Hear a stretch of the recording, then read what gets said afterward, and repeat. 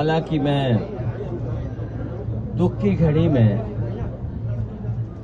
हमारे बहुत लोकप्रिय, बहुत सम्मानित विधायक आलम वदीद साहब के मैं परिवार और उनके सभी सगे साथी सहयोगी उन लोगों से मिलकर के आया। परिवार के सभी सदस्यों से मिलने का मुझे मौका मिला। बेटे हमारे बगल में हैं, इन्होंने और इनके साथियों ने पूरी सेवा की है।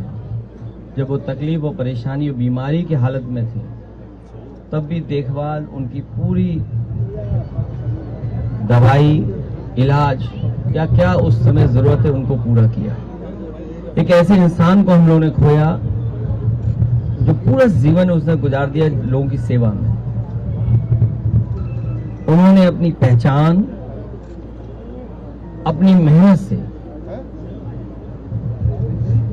और उनका परिचय और जो सम्मान उन्होंने पाया, शायद उत्तर प्रदेश की राजनीति में इतना लोकप्रिय विधायक कोई नहीं रहा होगा जिसका सम्मान हर वर्ग के लोग करते थे, हिंदू हो, मुस्लिम हो या किसी समाज के लोग रहे होंगे।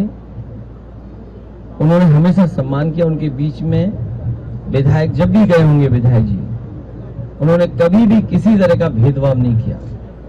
एक तरीके से सौहार्द कैसे बने रहे, भाईचारा कैसे बने रहे, आपस में प्रेम कैसे बढ़े, हमारी जो हिंदू मुस्लिम की एकता है, हिंदुस्तानियत को कैसे पहचान दें, उसको जीवन भर वो करते रहे।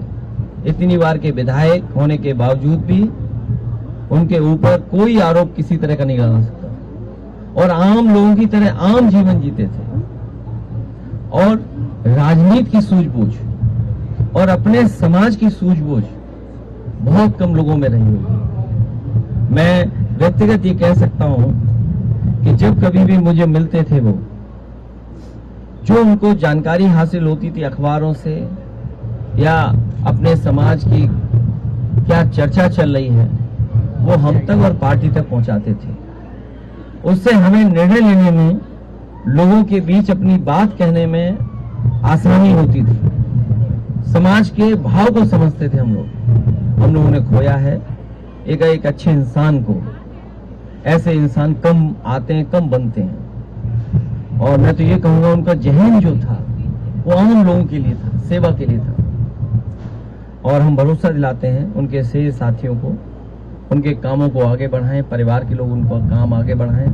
हम समाजवादी लोग हमेशा उनके साथ रहेंगे। हालांकि दुख की घड़ी में हम लोग आए हैं, लेकिन इधर जो एक खबर आई है वो ऐसी खबर है खासकर नई पीढ़ी के लोगों में ऊर्जा भर दी है।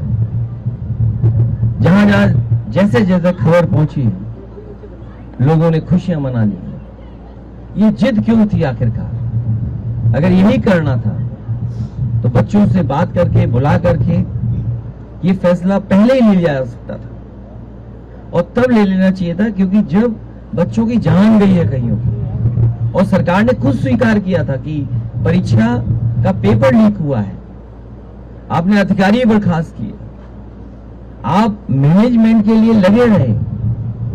हालांकि कैमरे के सामने आप बोलते थे, लेकिन जिंदगी की ताकत को देख करके आपको अपना मोबाइल भी टेढ़ा करना पड़ गया और मोबाइल टेढ़ा कर करके आपको अपनी भाषा, अपना व्यवहार, अपनी भाषण देना पड़ा।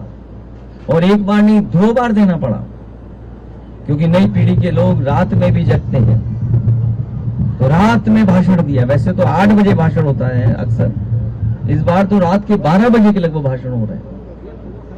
ये बड़ी जीत है नई पीढ़ी के लोगों की और सरकार को ये बात समझ लेनी चाहिए कि परीक्षा को लेकर के, शिक्षा को लेकर के, और कौन सी शिक्षा, प्राइमरी एजुकेशन से लेकर के हायर एजुकेशन तक पर सरकार को बहुत गंभीरता से सोचना पड़ेगा। परीक्षाओं के पेपर लीक ना हो, इसके लिए ठोस कदम उठाने पड़ेंगे। कानून बनना तो अपनी जगह है, सजा मिलना कोर्ट से मिलेगी, लेकिन किसी भी परीक्षा का पेपर लीक न हो, ये सबक इस आंदोलन से सीखना चाहिए। और एक बात जो हम सब ने देखा, सीखा, समझा भारतीय जनता पार्टी जो नकारात्मक राजनीति करती थी, नकारात्मक राजनीति के लिए वो न जाने कितनी धन दौलत खर्च करते थे, लेकिन नई पीढ़ी युवा के लोगों ने ऐसे नारे बनाए, ऐसे पोस्टर बनाए जिनके बारे में और नारों के बारे में हम लोग सोच भी नहीं सकते थे। वो नारे आए, किसी का समर्थन रहा हो ना रहा हो पॉलिटिकल पार्टी का, लेकिन एक एक युवा उससे जुड़ कर गया।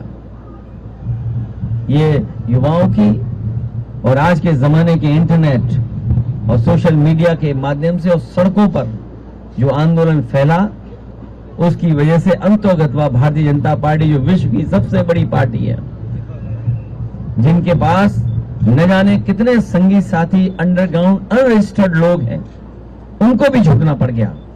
ये युवाओं की बड़ी जीत है।